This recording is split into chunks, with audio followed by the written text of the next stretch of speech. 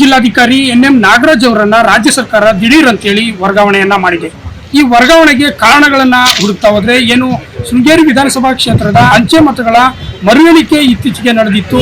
ಈ ವಿಚಾರವಾಗಿ ಹೈಕೋರ್ಟ್ನ ಏನು ಆದೇಶ ಇತ್ತು, ಹೈಕೋರ್ಟ್ನ ಆದೇಶವನ್ನ ಅರ್ಥೈಸಿಕೊಳ್ಳುವುದರಲ್ಲಿ ಮತ್ತು ಅಂಚೆ ಮತ ಎಣಿಕೆ ಈ ಬಗ್ಗೆ ಇದೀಗ ಸುಪ್ರೀಂ ಕೋರ್ಟ್ನ ಅಂಗಳದಲ್ಲಿ ಇರುವಂಥದ್ದು. ಏನು ಚಿಕ್ಕಮಗಳೂರು ಜಿಲ್ಲಾಧಿಕಾರಿಗೆ ಏನು ಹೈಕೋರ್ಟ್ ಆದೇಶವನ್ನು ನೀಡಿತ್ತು. ಹೈಕೋರ್ಟ್ನ ಆದೇಶದ ಪ್ರಕಾರ ಅಂಚೆ ಮತಗಳ ಮರು ಎಣಿಕೆ ನಡೆದಿತ್ತು.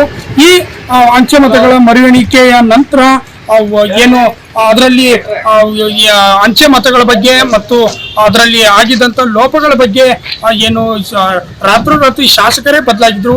ಈ ಕೇಸ್ ಈಗ ಶೃಂಗೇರಿ ಮತದಾನ ಎಣಿಕೆ ಬಗ್ಗೆ ಈ ಪ್ರಕರಣ ಸುಪ್ರೀಂ ಕೋರ್ಟ್ನಲ್ಲಿ ಇರುವಂಥದ್ದು. ಇದರ ನಡುವೆ ಜಿಲ್ಲಾಧಿಕಾರಿಗಳ ವರ್ಗಾವಣೆ ಏನಾಗಿದೆ, ಇದು ಸಾಕಷ್ಟು ಅನುಮಾನಗಳನ್ನ ಇರುವಂಥದ್ದು. ಕ್ಯಾಮರಾಮನ್ ಪವನ್ ಶೆಟ್ಟಿ ಜೊತೆ NK ಗೋಪಿ, TV5 ಕನ್ನಡ, ಚಿಕ್ಕಮಗಳೂರು.